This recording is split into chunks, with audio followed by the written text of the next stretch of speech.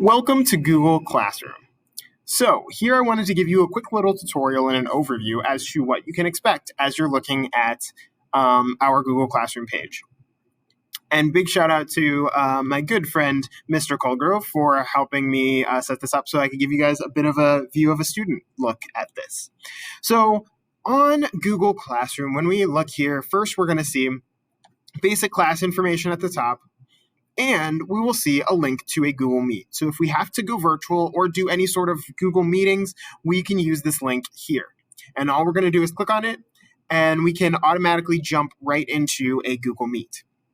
Now, a couple of rules for Google Meets. If you do have to Google Meet, I do recommend that you come in on mute, and please, it does help if you do keep your camera on. It makes it easier for me, but I do understand some people are just not comfortable with having their camera on. That's okay. Now, back to Google Classroom. First, we have the stream here. Now, the stream is going to be the best place for important announcements that happen within the class. So that you'll find here on the stream. So if you ever have any questions about any assignments or if any information doesn't look correctly, you can always add a class comment because you're probably not the only person that has this question. And class comments go to absolutely everyone.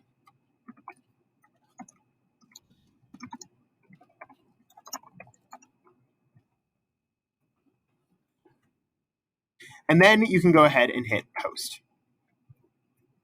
And this will notify me and as well as the rest of the class about any concerns or questions that you might have. Now, the next thing to note is the Classwork tab. If you head over to the Classwork tab, you'll notice that there are that each teacher might have this section organized a little differently. So whatever the topics are listed as, some teachers tend to list them with the weeks, other teachers tend to list them with topics or information. But whatever the topics end up being, you can always click on them on the side over here, and it'll give you a little view of that topic.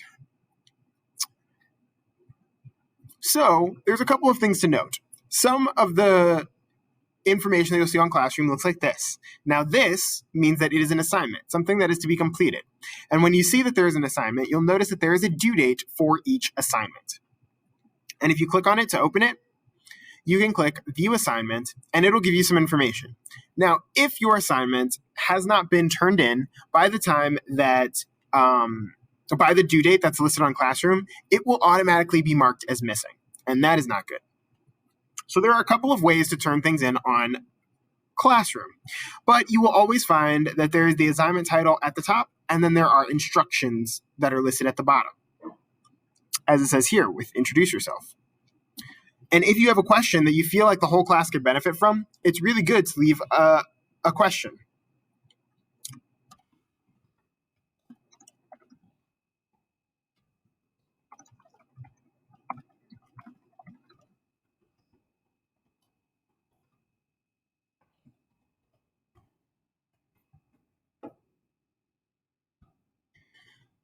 Now, if there's a question that you feel like your teacher specifically should be able to look at, you're going to want to go to the private comment section. Now, this is just between you and your teacher.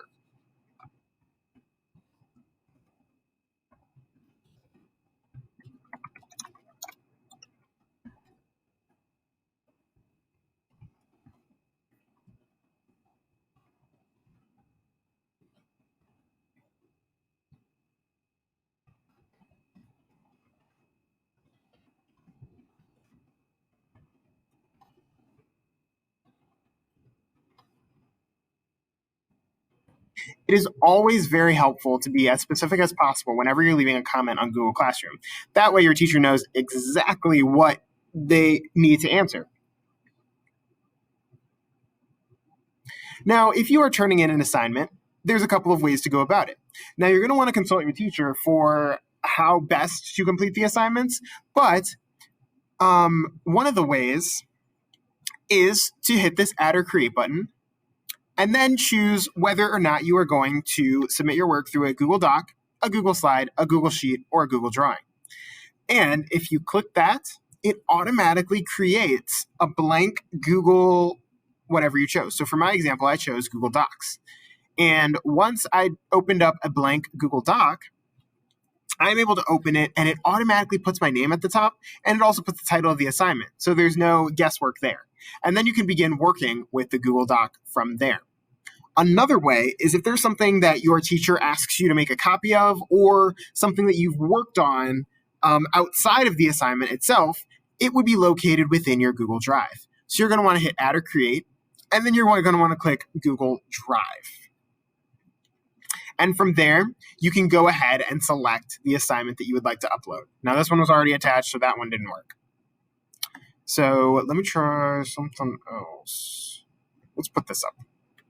Nope, I guess that's not, that one didn't work either. I guess it's because I don't think I own that doc. My bad. I own this one for sure. Okay, so from there, a couple of other things that I would like to make note of is, yes, while once you've uploaded something, your teacher can easily see it, it's very important to make sure that you hit the Turn In button, so then you've marked that you are completely done with that assignment. After you finish that, the doc does become locked and your teacher has access to it, and once they return it, then you'll have access to the doc again. Now, another way that you can get access to the doc again is by hitting Unsubmit. And if you hit Unsubmit, then you have permission to go ahead and edit that doc or slide or drawing or whatever it is that you uploaded. So that's the basics on how to do an assignment. Now, as we go over to Classwork, there's another thing that you're going to notice, is that sometimes your teacher will put material, and the material has this nice little symbol here. And if you hit View Material, Attach, unfortunately, Mr. Colgrove didn't attach the Topic 1 notes for me, but this is a place where you would have a link to what the Topic 1 notes would be. So this is material. Nothing needs to really be turned in when you have material. It's just kind of reference information for you to work with. And then there's also this lovely icon, which is known as a question. So when there are questions, what you do is you hit View Question. And then what you can do, I think I accidentally already did this one. But, oh man, I wonder if I could, oh, I can't. I apologize.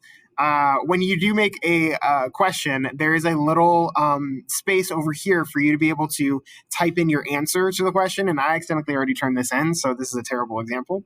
But I said the question was, what has been your favorite subject in school? And so the answer that I put was Mr. Colgrove's class. I think he teaches history because he lets us make TikToks during class.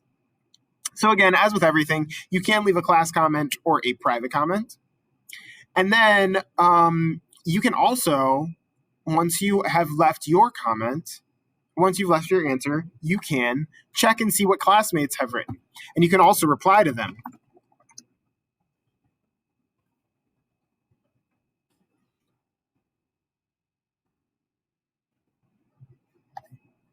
And then they can also see your replies, the replies that you put. So that's the basics of Google Classroom. Now, as always, if you guys have any questions, you can always let me know. But this is basically what you're going to see. Now, the one thing that I will say that's a little bit different about Mr. Colgrove's class, tutorial class that he put up here, is that whenever an assignment's been posted, it gets linked to the stream.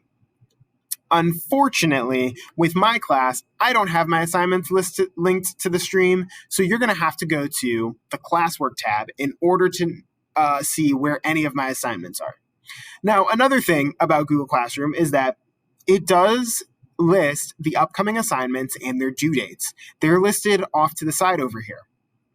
And so if there's any upcoming assignments that you need to know about, they will appear right over here as well as the date that they're due. So that's the basic element of Google Classroom. The only other piece that I would probably say is there is a People tab. And in the People tab, you can send an email to your teacher directly, or you can send an email to other students that are in the class.